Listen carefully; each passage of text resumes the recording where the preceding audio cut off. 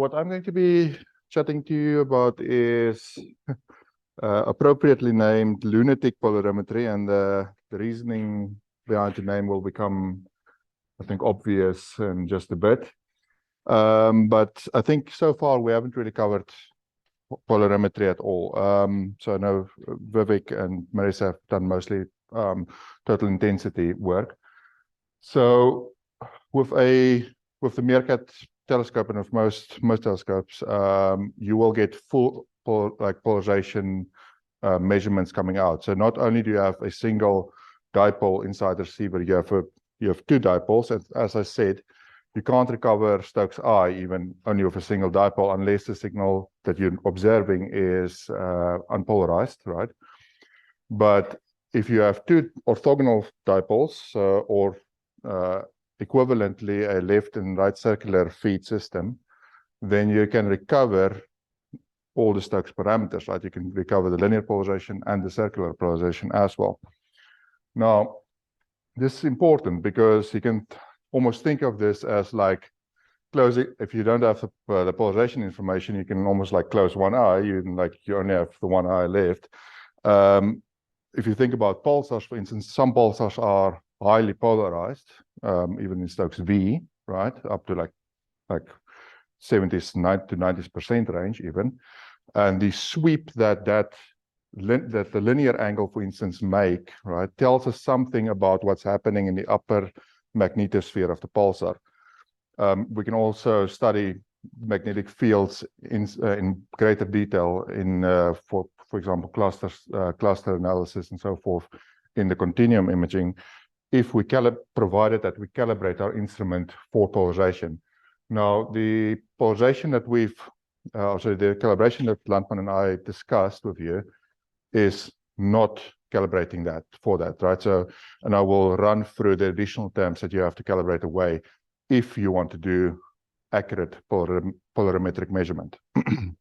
So I must just say that I've had a lot of input from Rick Perley on this, especially Rick. And then Eric has done a lot of work on apes recently that makes it support Meerkat linear feed systems, and for that matter, the VLA P-band linear system. Brian has provided a lot of input on the radiation that we should expect from, say, Mars, Venus, and the Moon. And then Ludwig had a lot of technical input on issues we had with Meerkat at the start of this process. So I don't know if any of you were at the Thundercat meeting. If you were, I apologize. This is largely going to be at the same talk. The results are now slightly more complete, but yeah, so for the sake of at least covering some polarimetry here, we'll look at this again. So the motivation behind this exercise is to model this linearly polarized quasar, 3C286. So it's a very bright quasar. It's a 3C, the third Cambridge catalog. So the source is known to be 33 degrees in its linear polarization angle at 8 gigahertz, and it steadily rises a bit towards 45 gigahertz. So this is published in Perley and Butler 2013, which I think is probably the gold standard in terms of polarimetry for these sources in the centimeter regime. Now, this was done using Mars, and I'll explain how they did it. So we are essentially calibrating the calibrator here. So so Perley and Butler used Mars to calibrate the calibrator at high frequencies, and we're going to be doing the same exercise here at L band and S band and C band and X band, because it's a joint study between the JVLA and Meerkat. So how did this originate? So lots of folk here that in the continuum side of things have reported many degrees offsets on 3C286 with various, and not just with a single pipeline, with various software packages. So this includes CASA and OVID. So this at these lower frequencies that the Meerkat operates in L-band. So I initiated a campaign to establish the true intrinsic angle of 3C286. So under that project code over there, both in UHF and L-band, using the Moon here as the absolute angle calibrator and not Mars. So this, but it's along the same lines and reasoning that's in Perley-Butler. So yeah, so we can't accurately or adequately resolve Mars. We need to be able to resolve Mars very well if we were going to use it, but we can't with Meerkat. I mean, we don't have the long spacings here. So instead, I'm going to use the moon. It fills the Meerkat beam quite nicely, actually. So the entire main lobe of the beam is just about the size of the moon. So or just like the top part of the beam is just about the size of the moon. So it covers it really well in L-band and in UHF. In the start of our S-band as well. So, but yeah, that's just the start of the S-band. Sorry. So the JVLA has taken supporting observations of the moon in L-band as well. It still covers that beam adequately. So this is explained in EVLA MIMO 210. Rick documented this. It also took observations of Venus in L-band and in S-band, and in CNX-band it took observations of Mars. So we are essentially going to try and calibrate the calibrator from frequencies from about 0.5 gigahertz to 12 gigahertz through this exercise. And I should note that Eric has put a lot of work into the calibration routines of apes, which is now able to calibrate Meerkat data and VLA P-band data for that matter. So this is covered in this MIMO series, so the inner EVLA MIMO series 219. So some core definitions first. I think you should all by now recognize this part here. So I plus Q, I minus Q, U plus or minus IV. If you recall the matrix, it's just written in, well, in a vertical form. But that's not the whole story. If your system has, say it's linear feed system, if the system feeds is slightly not orthogonal, right, then the vertical is going to be like picking up some stuff that should be only there in the horizontal, vice versa. So you can see that if that is the case, if it's not orthogonal, you'll be picking up some emission from Stokes I inside the off diagonal. Similarly, if you also have some linear polarization making its way into the diagonal, not ideal. Then you also have this term over here, which only affects the off-diagonal terms, right? This E rho term here. That is the delay difference between the two feed streams, right? So you can think of it as adding circular polarization that is intrinsic to the instrument, and we need to remove that to be able to recover what we want to observe, right? So I should just note here that these terms, so the linear terms here, Q and U, is a function of parallactic angle. Now, parallactic angle is defined between the vertical going to the horizontal, so northeast, right? So this term over here. So this is, so it's basically just a function, this function over here of the true sky Q and U, right? So it's essentially, it rotates the linear vector on the sky as a function of our angle, because parallactic angle is a function of our angle itself, right?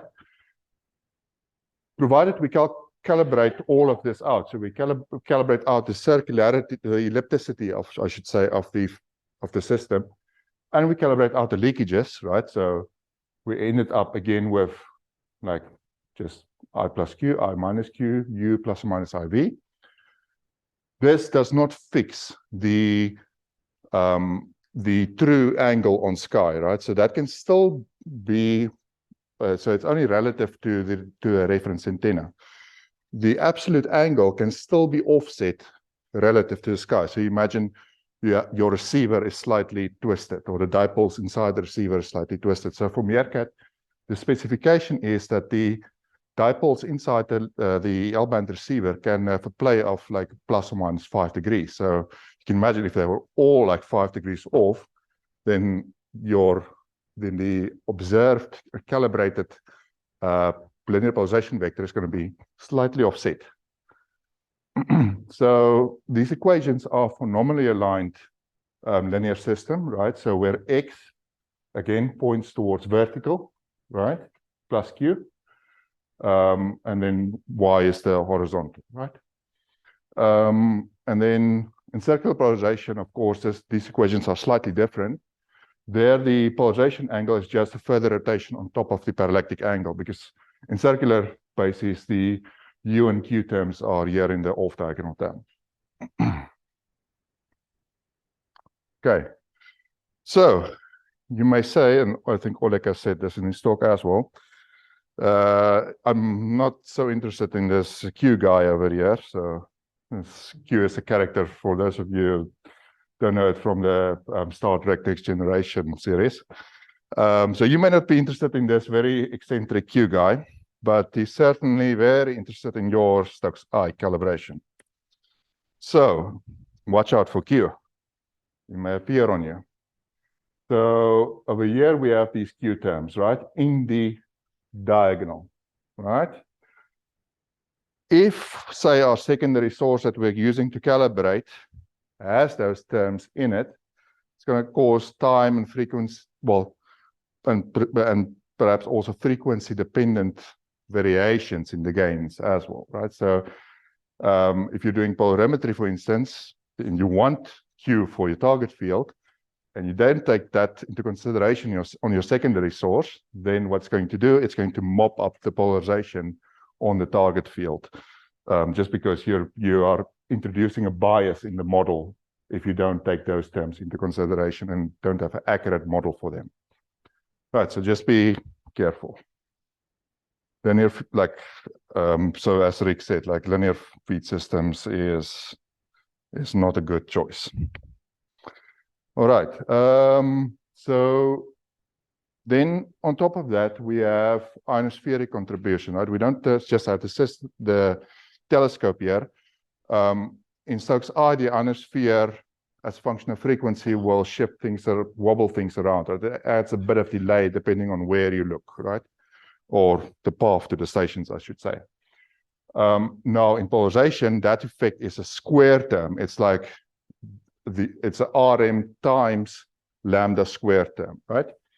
So the effect is worse, like substantially worse at lower frequencies. And even L-band, this is a huge problem.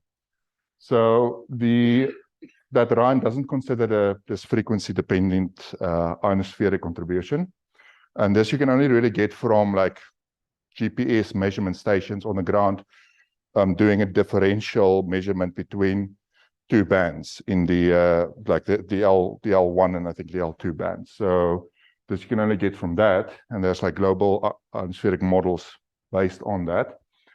But essentially, just to cover what this ionospheric contribution does, right? Say you have a source with some intensity and some polarization fraction, so it has some linear polarization here. It doesn't affect circular, it only affects linear. So it's to some degree linearly polarized.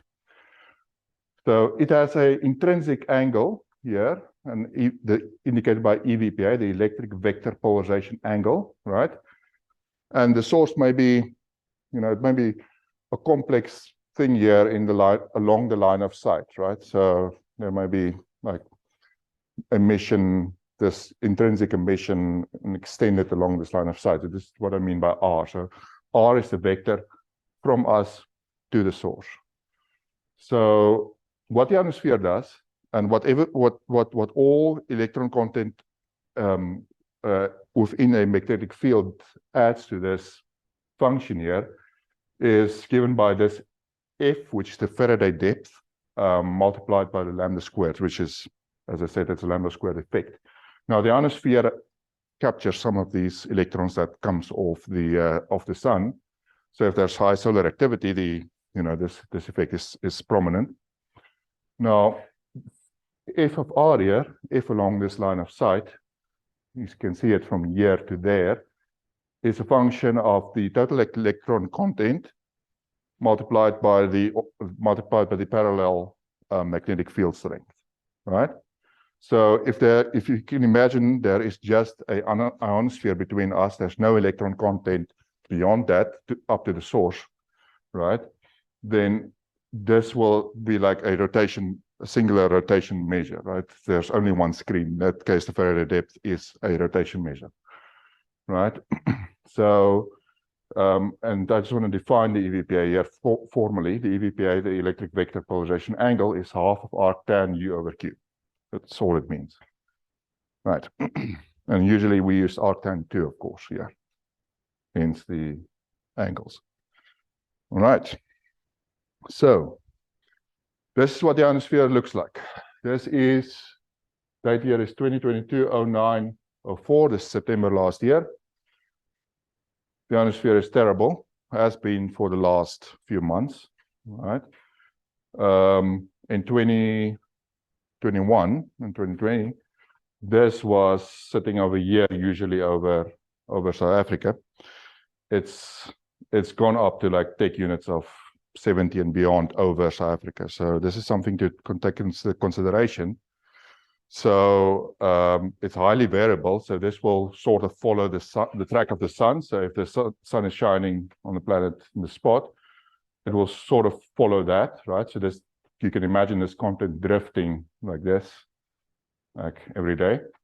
So that will essentially add a variable polarization reading to your measurement, right? And we need to take that out, right? Now, I should note that the data publicly available on NASA portal has very low spatial and temporal cadence, and Rick and I have struggled with this, and it's not always all that useful. So instead, what we now use is data directly from the TrickNet measurement system. So within South Africa, there's a bunch of GPS stations that are registered on the TrickNet system, which is this global network, and they capture these differential so differential delay measurements at very high cadence, at like we get readings out every 30 seconds, right? Spatially, it's not great. There's only so many GPS satellites in the sky, as you've seen at any one instant, but it's much better than the IONIX databases that NASA provides. And RM Extract is actually uses this, for instance. So those of you that have heard of that before, and we find quite a bit of a difference between like those predicted corrections versus the higher temporal cadence corrections that's available from the TrickNet system. So just something to be cautious about.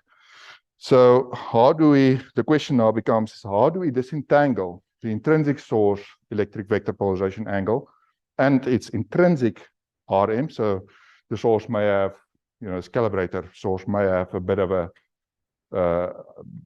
a screen in front of it intrinsically, which is not highly time variable, which we want to model, include in our model, right? So this, that will cause slight frequency dependence in the electric vector polarization angle.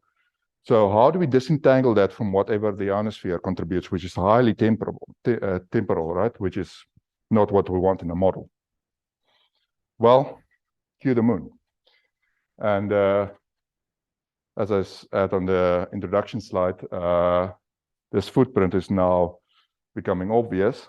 So the lunar surface, of course, is covered in this very fine rocky dust up to a few meters in depth in places, right? So it's up to like 15 meters in deep in its deepest spots. Now, the thermal emission from the moon at radio frequencies, right, is mostly black body in origin. It's not from the sun, shining onto the moon here. It's mostly thermal in origin, right? So only about 1% of the radiation depends on the phases of the moon. So it's always full moon in L-band. So if you want to see the full moon, look in L-band. This thermal emission will be refracted through this dielectric powdery rock layer, right, from within the moon. And that's given by Snell's law, right?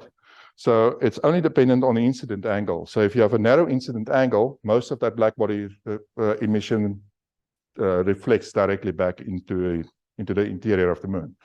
If you have a wide angle, some of it escapes through refraction, right? So this is better shown as as a view graph.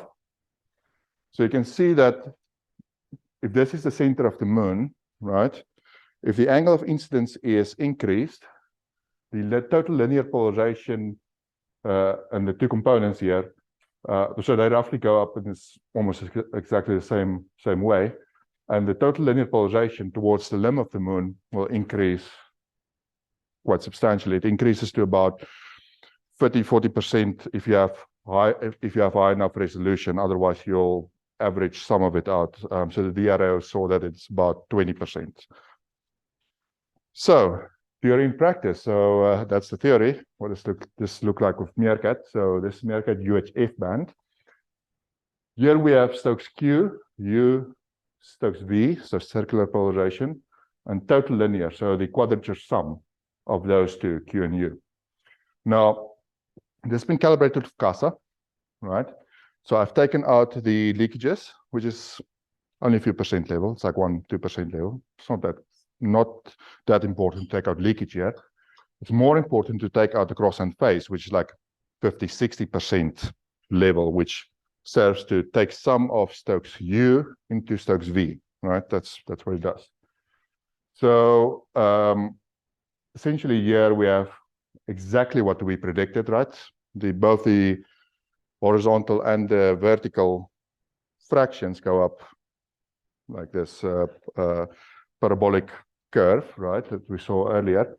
And that should give us nice orthogonal vectors to the limb of the moon, right? That's exactly what we see, right? So here we have Stokes Q. As I said, Stokes Q should be vertical. So it's a very nice test to see if your receivers are actually vertical like that or defined vertical like that, right? And Meerkat defined vertical like that. Okay, that's another story I'll show you just now. So Stokes Q, after correcting for it, I should say, Stokes Q is there, which is exactly where it should be. The plus is white here, black is negative, so it's exactly where it should be. Stokes U lies like that, exactly where it should be, 45, right? And then if you look at the angle definition, so the handedness, right? Yellow is 0 here. It increases towards the red in the purples, right? So it's rotating north through east, exactly the way it should be. Fun fact here in the middle, you may ask, what is that? Like, that wasn't in the model. Can anybody venture a guess what that is? Think Snell's law. Sorry? You have the answer on the board. Do I have? Sorry.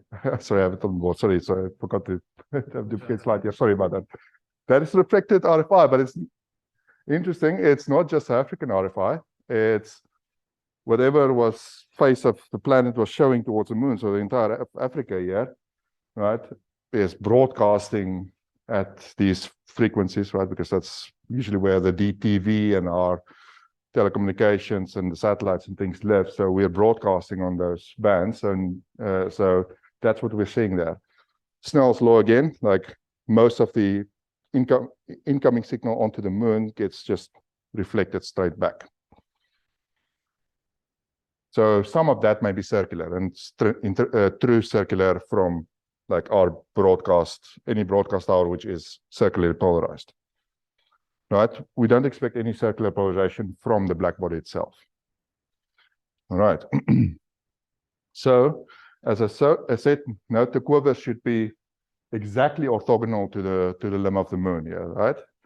So if it's offset from that, then our receivers and plus the ionosphere contribution here as a function of frequency will be making those quivers slightly offset, right? So if it's offset, then we know, yes, if it's frequency independent, right, and it's just a global offset and there's no like very little ionosphere, then you can say like, the receivers are like the dipoles are slightly misaligned on average. Remember, there's like an average of all the baselines to all the antennas, right?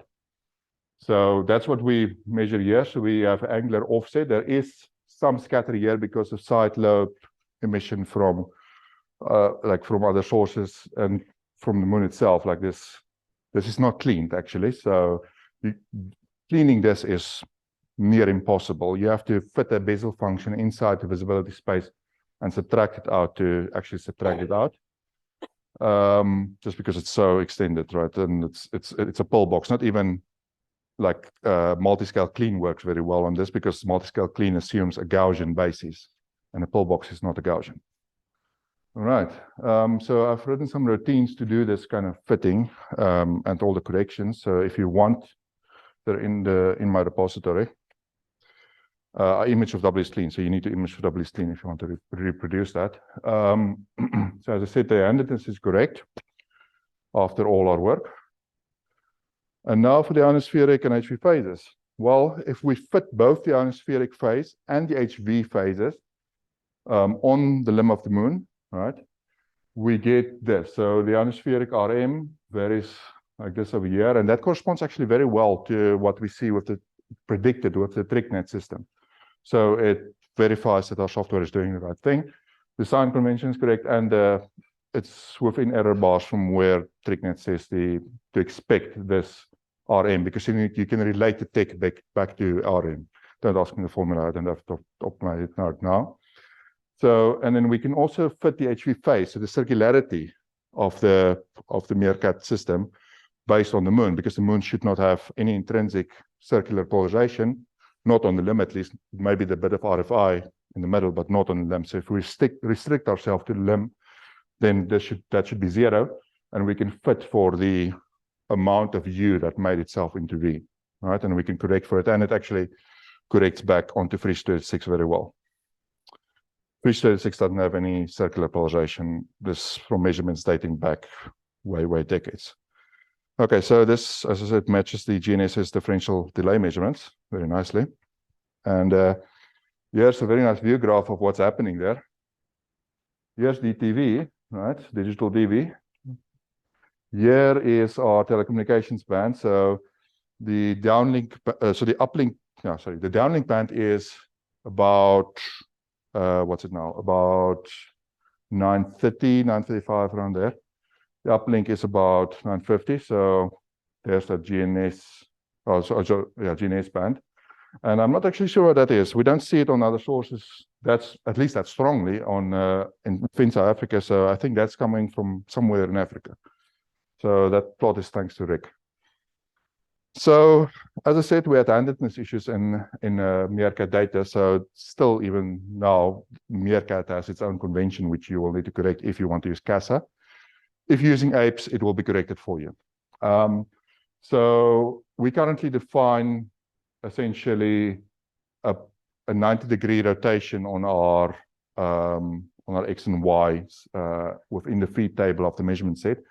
This isn't quite equivalent to to flipping the Y and the X term, which is applying an anti-diagonal if you want to work it out for yourself. So as I said, so X is vertical, right? So you can see here that here's the truth table of what happens to your signal, the signs on the Stokes terms, if you have the following.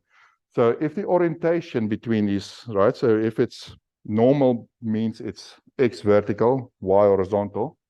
Swap means it's X horizontal, Y vertical, right? Phasing, if the phasing is right circular polarized for positive V, right? Then if both are normal, then of course you get the signs correct. If the feeds are swapped like this, but the circular polarization and handedness is correct, then you get minus here on V and minus on Q, right? If it's vertical like that, which is correct, but negated in sign, so you have left circular polarization defined in positive, then essentially solving for, correcting for those terms negates these signs here on V and U. Again, for the last one, if it's both swapped and negated, so full circle here to like wrongness, then the signs on Q and U are flipped. So I just want to point out this is also flipped in the apes, sorry, not the apes, but the apes disk format that Bill relies on for his OBIT pipeline within the STP pipeline. So I just want to thank him here for checking that. So this error is present inside that pipeline as well. Okay, so what is the off-axis effect here from these negations flying around, right? So the upper left here is the correct feet orientation and phasing, right? Those are the vectors, the way they should be. They're pointing out, orthogonal. Upper right is where the H and V feeds are swapped, so the horizontal and verticals are swapped, but the phasing is still correct in circular terms. And you can see that these now make these weird, like curves here at the northeast, south, and west poles, right? So not what they should be. Same here for if we have a correct feet orientation, but one phase is reversed, then we get the same effect here at the 45s, right? Lower right, where you have both of them wrong, look what happens. They go in like circles. So that's exactly not what you want. So we use this to work out what the feet orientation should be.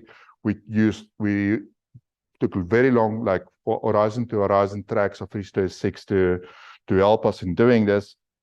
Eventually, we worked out which way the feet are and what circularity the system has.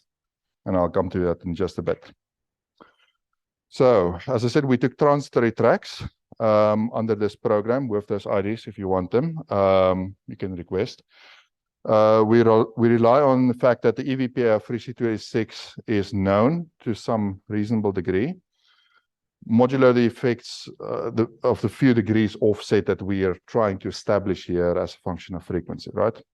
If we ignore the very small leakage terms here in the equations, then the response should look like this. So this is the so this is vertical, horizontal, so it's so you can think of this XX, XY, YX, YY. That should be the response. And that is this row term is the parallactic angle, right? This is the EVPA. All right, so, okay, so this is what we got. So the model looks like this, right? This is what we expect as a function of parallactic angle, what the visibility should look like, right? So red is vertical, so it's XX. Blue is YY or HH, different labeling, but same thing. And you can see that it's exactly reversed from what it should be inside the way we define it with the Meerkat measurements. If we flip it and correct for if we flip it to the correct convention, at least according to the IAU, which all the software assumes, right? Then things are exactly what they should be. Modulo some like bit of offset in the y-axis just because of the frequency dependence here, but the general curves is the right way around. Okay, so coming back to what the cross and phase ambiguity on a polarized calibrators cause in our measurement. This is raw data, right? So let's say this just for illustration purposes, it's arbitrary scale here. For each antenna, we'll have a different phase, and you saw that, right? It's essentially start off with a random initial phase, right, as a function of time. Now, that is true for both the X and the Y hand, right, for each antenna. Now, what KGB calibration does, so delay, gain, and bandpass calibration, as a function of frequency, it corrects the phases very nicely. It lines them up for each antenna, right? But if we do that on a unpolarized source, right, so 1934-047, then we're still left with an ambiguity. As I said, this row term only shows up in the off diagonal, right? So we don't have power there on an unpolarized source, so we can't measure this and we can't fit for it. So it's still there, right? All the X's and all the Y's are now nicely lined up in phase, right? But there's a global ambiguity between the two dipoles, right? Which is this row term. This is the ellipticity of the system. Now, if the system is perfectly linear, right? There's no ellipticity, then rho is 0, of course. If it's perfectly circular, then it's 90 degrees, right? If it's anywhere in between, then we say it's elliptically polarized. Depending on the convention for V, plus is usually it should be right circular here. You can imagine these two angles describe the polarization on a sphere, right? So this is on this axis, just for illustration purposes, is the vertical plus Q. On that axis here, there's like 2 times the EVPA, so it's like 90 degrees. So that axis here is U, and this axis here is rho. So if it's linear, it lies along this linear plane, right? If it's 90 degrees here, it's right circular polarized, and then vice versa, left circular polarized. So that's this illustration of the ellipticity of the system and the offsets. So where does these things come about, you may ask, right? So this is a simplified meerkat signal change as a view graph for illustration purposes. So as I said, X should be vertical, right? According to IAU, at least by convention. Now, these two chains may have differing lengths, essentially. You can think of it as both physical distance and then as like a time stamping slight offset, right? This is like picosecond level errors I'm talking about, but it's still relevant. So, or tens of picosecond, I should say. So to calibrate this out, the meerkat receiver, the L-band receivers, the UHF receivers, and the S-band receivers, inside this cooled container with housing the OMT, this is the orthomotor transducer, right? It has a little diode, so it's a noise source, right? There's some thermal power, right? So some resistive capacity here. So we can, if we inject the diode with quarter wave coupler on each of these two streams, then the signals should be correlated, right? And we can work out what that difference is up to the horn, which has the dipoles, right? For the little bit of difference between the dipoles, we need the celestial source, right? All right, so I should also point out that the SDP pipeline typically for a imaging observation only does a delay cal. It only gets rid of the actual delay, not the constant offset, right? So that constant offset can still be there, right? So all that is calibrated out only with your celestial calibrator once you have the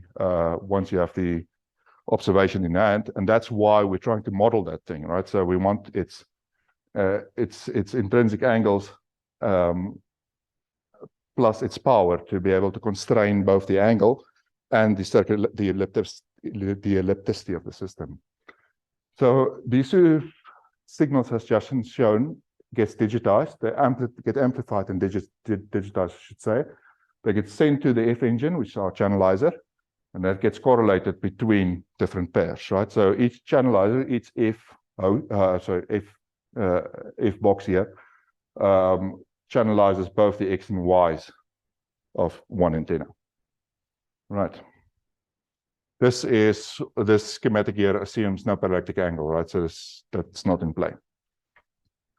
All right, so problems in phasing. Well, you can see that how we solve for these phases inside CASA and APES, for that matter, is to take the arctan of V over U, essentially, right, with minus. But it's just you can work this out, and it's like you can just use the arctan of V over U, right? It's, as I said, the ellipticity takes some U and puts it into V, right? So you can essentially remove it by that measurement. There is some ambiguity here if the signs on both V and U are flipped. If you do this, there's a potential to flip the sign on U on the corrected data if you apply it like that. But you just need to inspect the absolute phi here after you've done this calculation. If the phi is more than 90, then you apply 180 minus phi correction to your cross and phase, or alternatively, you need to utilize prior knowledge. This all assumes like this ellipticity calibration doesn't need you to have a absolute angle established on the source, but if you want to correct afterwards for any angular offsets, then of course you need to know the angle of the calibrator. So yeah, so after correction, we just saw that the phases are very close to each other, right? So this is in degrees. So the correction worked reasonably well. All right. We had some issues with the UVW coordinates for a source that is close by. So I guess it's going to affect comet observations and to some degree the Jupiter observation, but especially the moon because it's so damn close. It's actually not even in the far field here. I'm like only using mostly the core intermediate spacing. So it's like very close to not being in the far field here. But there's a assumption in the calculation of the U and V hands here inside cat point, which is the underlying library in the measurement set visibility format converter that converts the meerkat visibility format to measurement set.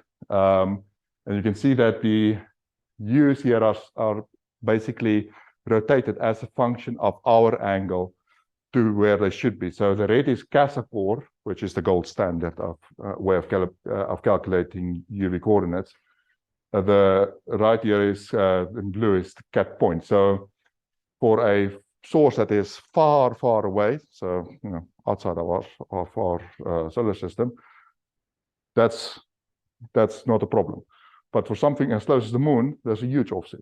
Right? And it's our angle dependent actually, and it comes from cat point assuming that like a geocentric frame where it should be assuming a topiocentric frame. So very interesting the geometry, and this took us like 3 months to figure out there was an issue.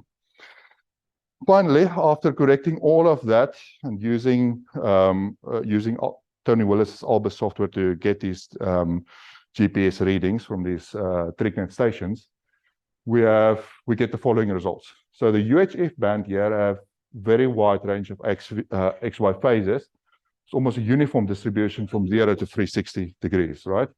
Whereas the L band is much more clustered between -100 and 100, right? This is with respect to reference antenna. The residual delays is about like 100 picoseconds level at UHF, about 60 picoseconds at L band, and S band is actually much better, but I'm not allowed to show those results, unfortunately. So the preliminary results for our modeling for 3C6 shows that there's telltale signs of depolarization here, and it's not just a single screen that is depolarizing the source, but essentially, so it depolarizes, and then the angle also drops off a cliff, right? And this is after correction for the ionosphere, I should say, and after correction for the feet offset, which is nominally aligned, by the way. So that's one other result that I forgot to show you. So the feet are nominally aligned, which is relief. So after you corrected your HV phases, if there's no ionosphere, you get the absolute angle for free. Essentially, that's what it means. So here's the angle. So the commonly held assumption is source is 33 degrees linear polarization in CVPA, but that does not ring true. The source very quickly drops off. And this is what people have been seeing, plus the ionosphere, which people have not been correcting. So that's why they have time variable drifts as well on top of this. Say we had a very strong screen in front of it, right? Then we would have expected the EVPA to wrap around, right, as a function of frequency. And if you integrate over that, then it will depolarize, right? But it's not wrapping really. It must be a very complex screen or something in front of it that causes it to depolarize. But we're not actually sure. So there's some astrophysics here that's necessary to explain that, but that is what we get out. So we're not yet sure what exactly that causes. So that's, Rick just said, of course, it's not a singular screen that causes this. It's not the typical behavior. Now, I just want to point out that the transfer flux scale of Reynolds, which is 1934, which the compact array uses and the Parkes uses and so forth, compared to the northern hemisphere, there's also a nice test for that. You can transfer the gains that we derive on 1934 onto 3C6, which has been modeled by the VLA, using also like black body radiation models for low frequencies, like classic Rayleigh jeans. The scales are very, very close. So a few percent offset here in the absolute scale at low frequencies, but it's like 7-ish% or so. So it's not that bad. So the scales are very close, and you can actually then make spectral index maps using like GMRT plus Meerkat, and you can use different calibrators. So that's just to double check that the scale on Reynolds, on this Reynolds model, everybody has been assuming is correct. So yeah, so my preliminary results agree with Rick quite closely. So Rick and I took two different paths. I took CASA path and Rick did the APES path. Different different software to fit for the offsets on the moon and so forth and so on. He uses TechCore, I used Albus, and our results align very nicely here. So you can see it's nice within free sigma error bars, I should say. It's nice contiguous curve between the VLA in yellow, the VLA in green, and Meerkat in red, UHF and L-band. Right, so very, very good results. This kind of double cross check, just to double check that we don't screw something up. Okay, right. So for a short observation, we didn't quite we couldn't quantify the error bars, but we had long L-band tracks as well, which we quantified the error bars with. Here are the leakages. As I said, it's about 1-2% level in L-band. Sorry. Bit of a wider spread in UHF and quite a wider spread in S-band actually. So few percent level, which is a bit concerning. I used M002. Remember that all those equations are with respect to a reference antenna here. So that's why I said always use a reference antenna and use it consistently. Otherwise, your angles might be biased. So the cross and phase stability looks like this.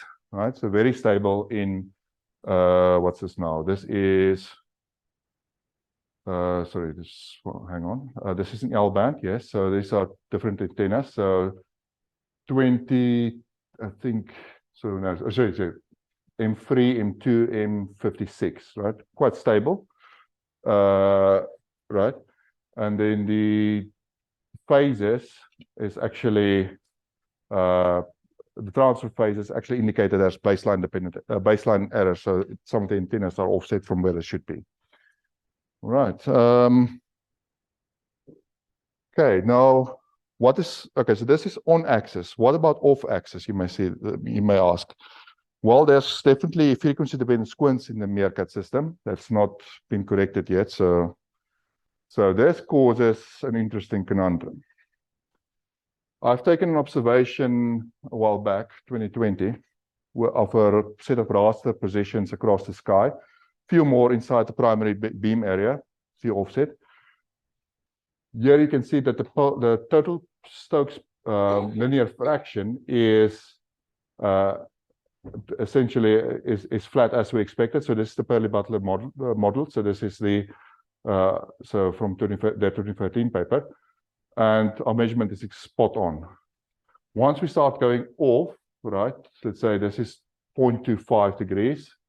This is like half a degree off. Here at 1.4 gigahertz, you get this like this time variable offset that's induced by leakages. So there's a direction-dependent leakage coming into play, which is very concerning for polarimetry. So this means that you can't do very wide field polarimetry. So I took another observation with finer spacings and longer tracks to try and characterize this. You can see this is again the at bore site at 0 degree offset. When you put the source slightly off, right? So 0.1, 0.6, 0.12, 0.17, so forth to half a degree. You can see that this effect steadily becomes worse. So these different stripes here indicate time variability in this off-axis leakage, right? So this means that, well, this at least we can use to constrain how far we can go off the face and pointing tracking center, right? So which for imaging usually the same. So we can only go off the pointing center by a very small amount before leakage starts kicking us, right? So look at this. There's like several percent level variation here. So what you have to do is essentially just cull that band and just use the lower band for your measurement. and you shouldn't go out more than like half a degree even, and probably much less if you want to do accurate science. So that just constrains the area in which you can do your science, unless you have multiple pointings of your field. Is another way to get rid of this. So sensitive polarization studies, beware. You have to stay close to the pointing center. Well, that's all from my side, but here's a cool image of the moon just blown out. This total linear polarization in L band. And you can see the craters very nicely. They show up very nicely in linear polarization, not so much in Stokes eye. Exactly what do we expect? Zero polarization here, and then it steadily increases. But because the craters have different levels of regolith, you can see this very nice structure in the moon. It's like almost looks like an optical image, right? And then UHF, you have that. All right. And that's all from me.